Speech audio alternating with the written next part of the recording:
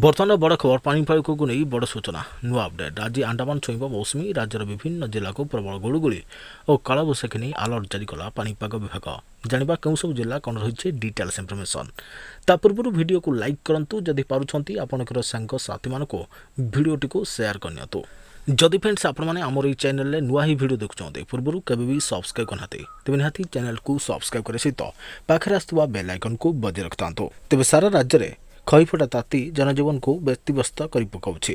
अपरपक्षे उपकूल और अभ्यंतरण ओडिशा रे झाड़ुआ गुड़गुड़ी लोकों को दहगंज करुछे।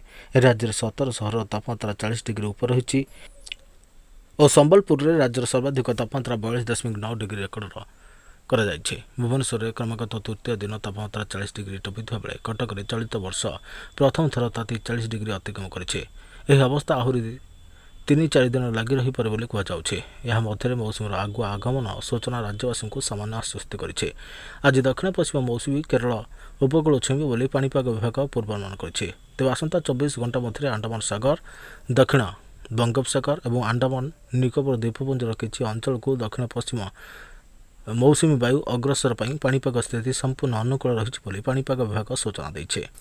पाणीपाग केन्द्र सूचना अनुसार आज बालेश्वर भद्रक जाजपुर केन्द्रापड़ा कटक जगतसिंहपुर पुरी खोर्धा नयगढ़ गंजाम गजपति मयूरभंज और केन्दुझर में उष्म आर्द्र पाणीपाग स्थिति होवार आशंका रही है। प्रभाव में यह जिले में प्रबल गुड़गुड़ी आशंका कर पाणीपाग केन्द्र यह जिला को येलो अलर्ट जारी करपटे आज राति सुधा मालकानगिरी कोरापुट रायगड़ा गजपति गंजाम मयूरभंज बालेश्वर पुरी आदि जिले में भयंकर कालबैशाखी स्थिति सृष्टि होवार आशंका रही है।